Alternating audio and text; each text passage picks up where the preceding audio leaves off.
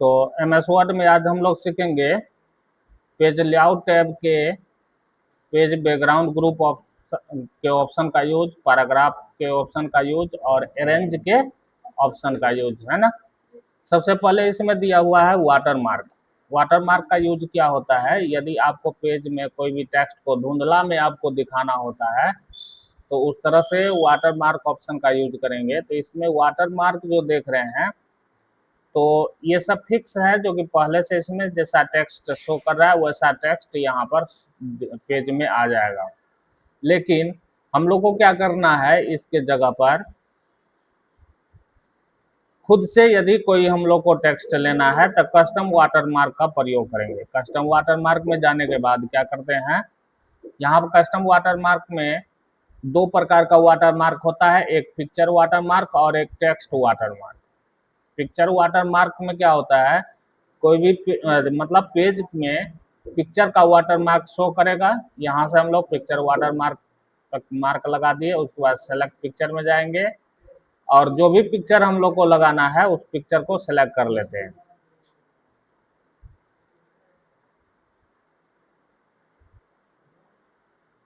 तो यहाँ से हम लोग क्या किए, कोई भी पिक्चर ले लिए, उसके बाद क्या करेंगे, यहाँ से इंसर्ट कर देंगे, अप्लाई करेंगे।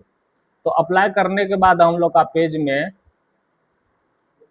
थोड़ा सा है ना, यहाँ पर धुंधला ज़्यादा दिख रहा है इसीलिए शो नहीं कर रहा है, तो इसका मार्क हटा देंगे। यहाँ पर वॉश आउट हटा दे करके अप्लाई करेंगे और इसका साइज हम लोग बड़ा कर देते हैं 200, है ना, बहुत हो गया 200, तो हम 100 रखते हैं फिलहाल।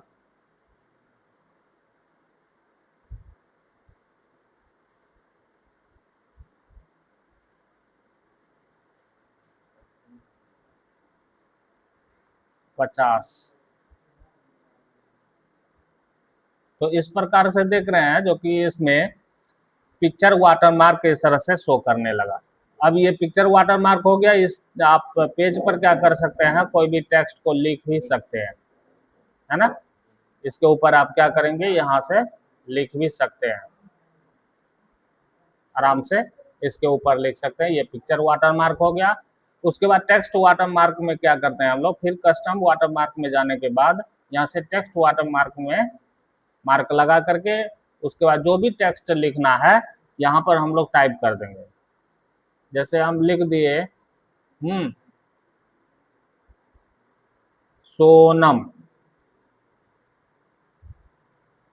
इसका नाम लिख दिए। उसके बाद क्या करेंगे, अप्लाई करेंगे, तो यहाँ पर देखो पेज में वाटरमार्क, टेक्स्ट का वाटरमार्क शो करने लगा। इसी प्रकार से अब इसके भी साइज को यहाँ से हम लोग घटा बढ़ा सकते हैं, हो जाएगा। उसके बाद यहाँ पर भी दिया हुआ है, ये वाला ऑप्शन का मार्क हटा करके हम लोग अप्लाई करेंगे तो ये थोड़ा सा और डार्क हो जाएगा, ठीक है। कलर चेंज करना है तो यहाँ से कलर चेंज कर सकते हैं, जैसा भी कलर लेना है। उसके बाद डायगोनल और हॉरिजॉन्टल दिया हुआ है, अभी डायगोनल है तिरछा है और हॉरिजॉन्टल यहाँ पर सीधा हो जाएगा ऐसे। तो जिस एंगल में रखना है हम लोग यहाँ पर ले सकते हैं। तो वाटरमार्क में हम लोग पिक्चर वाटरमार्क और टेक्स्ट वाटरमार्क दोनों समझ लिए। ये पेज कलर हो गया, पेज का कलर चेंज करने के लिए जैसा भी कलर लेना ले सकते हैं।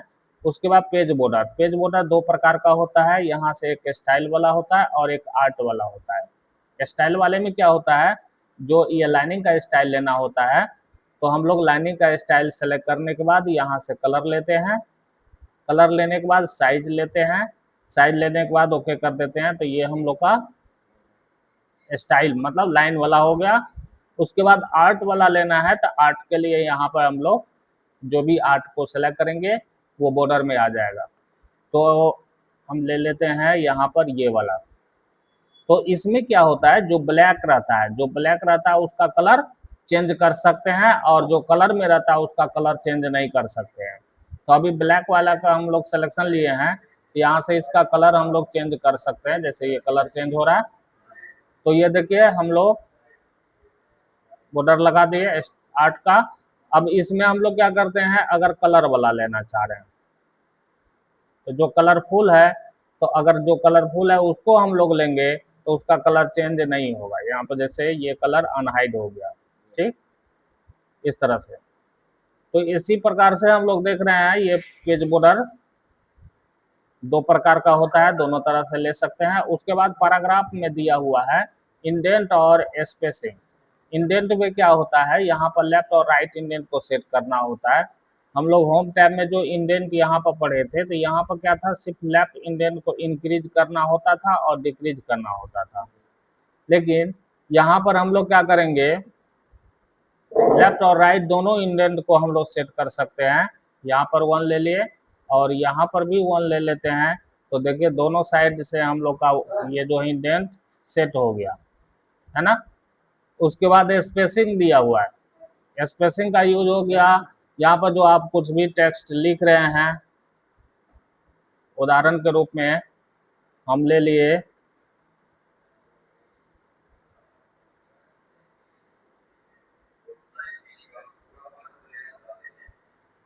कुछ टेक्स्ट लिखते हैं। अब इसमें देखिए 3 पैराग्राफ है, यहाँ से यहाँ तक 1 पैराग्राफ, ये 2 पैराग्राफ और ये 3 पैराग्राफ। तो इसमें दिया हुआ पैराग्राफ में जो है स्पेसिंग करने के लिए, तो बिफोर हो गया पहले वाला, आफ्टर हो गया बाद वाला। मतलब इस पहले वाले में भी स्पेसिंग हमको लाना है, तो हम लोग इसका यूज करेंगे, इसके साइज को बढ़ाएंगे। तो देख रहे हैं इसमें भी देख ऊपर से देख रहे हैं स्पेस आ रहा है।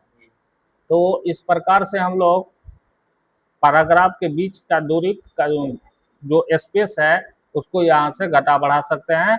तो ये हो गया बिफोर और ये हो गया आफ्टर, मतलब इसके बाद। अब ये जो पहला पैराग्राफ है उसके बाद वाला क्या होगा, स्पेस में आएगा। ये दोनों समझ में आ गया। अब इसके बाद दिया हुआ है अरेंज।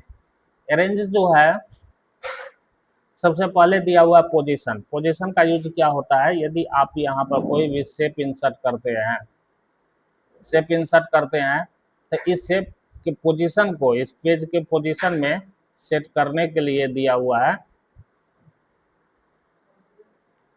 जिस पोजीशन में रखना है रख सकते हैं। समझ में आ गया। तो इस तरह से पोजीशन को सेट करने के लिए दिया हुआ है।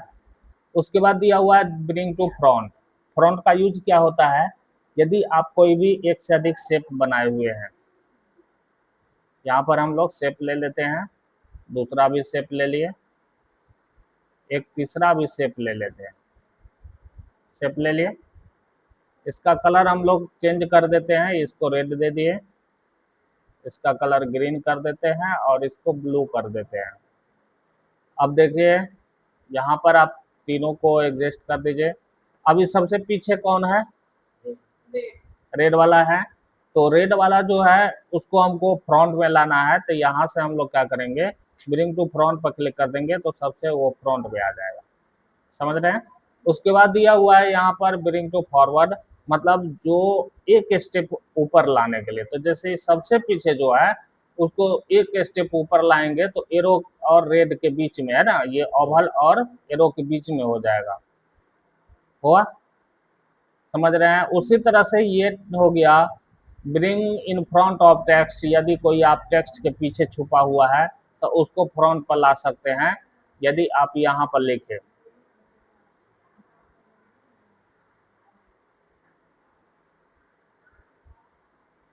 उदाहरण के रूप में यहाँ पर हम लोग जैसे लिखे, अब इसको सबसे पहले देखिए, इससे ओवल को हम लोग क्या करते हैं, पीछे छुपाते हैं। तो पीछे हम लोग सबसे पहले यहाँ सेंड टू बैक कर दिए, यहाँ सेंड बिहाइंड टेक्स्ट, ये जैसे हो गया ना, बिहाइंड हो गया। उसी प्रकार से ये टेक्स्ट के क्या हुआ, पीछे हुआ। तो उसी प्रकार से यहाँ से हम लोग bring in front of text करेंगे तो ये ऊपर आ जाएगा। समझ में आया। तो जैसे हम लोग ब्रिंग इन फ्रंट का यूज किए हैं उसी तरह से है ना सेंड टू बैक का यूज हो जाएगा, सेम हो जाएगा। जो सबसे ऊपर है उसको पीछे ले जाना है तो सेंड टू बैक करना है, एक स्टेप पीछे ले जाना है तो सेंड बैकवर्ड करना है। और क्या कहते हैं, सेंड बिहाइंड टेक्स्ट दिया हुआ है, जो टेक्स्ट के पीछे ले जाना है तो ये सेंड बिहाइंड टेक्स्ट करेंगे, है ना।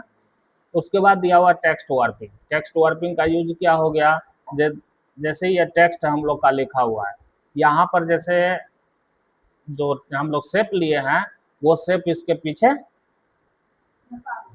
है ना, ढका हुआ है, जो शेप है उसके पीछे लिखावट ढका हुआ है। तो उस लिखावट को एडजस्ट करने के लिए यहाँ पर टेक्स्ट वर्पिंग का यूज, जैसे स्क्वायर में करना है तो यहाँ पर लिखावट स्क्वायर में हट गया।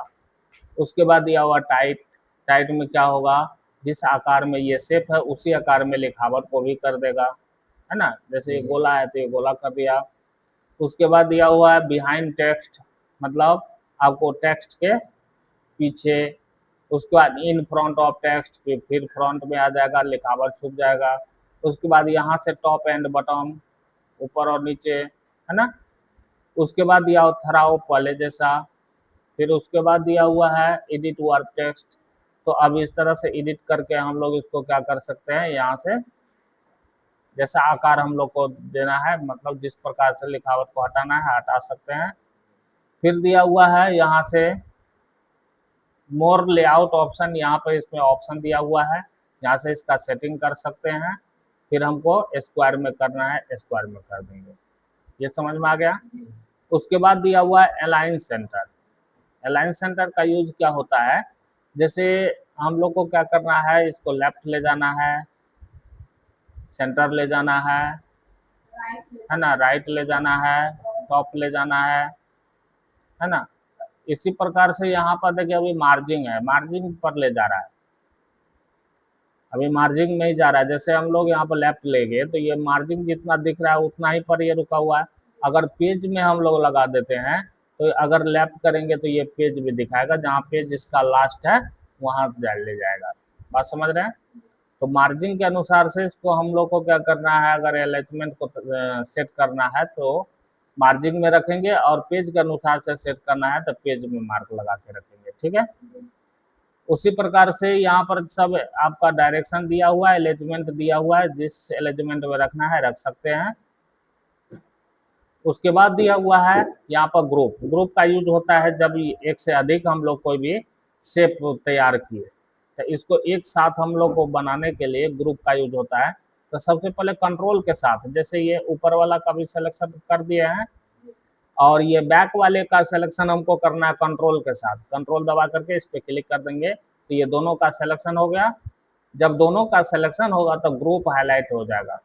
इस ग्रुप पर हम लोग जाएंगे और ग्रुप पर क्लिक कर देंगे तो ये दोनों एक साथ हम लोग का कहीं भी जाएगा तो एक साथ जाएगा, समझ रहे हैं। तो इस तरह से क्या हो गया, हम लोग शेप को सिलेक्शन करके ग्रुप कर सकते हैं। और रोटेट तो यहाँ से हम लोग कोई भी जैसे शेप लिए उसको रोटेट करना है तो रोटेट कर सकते हैं। यहाँ देखिए ये रोटेट होगा, तो जिस डायरेक्शन में हमको रोटेट करना है यहाँ से कर सकते हैं। तो हम लोग देख रहे हैं जो पेज लेआउट के सभी ऑप्शन का यूज हो गया, ठीक है। आगे जो भी अब हम लोग सीखेंगे वो अगले वीडियो में देखेंगे, ठीक है।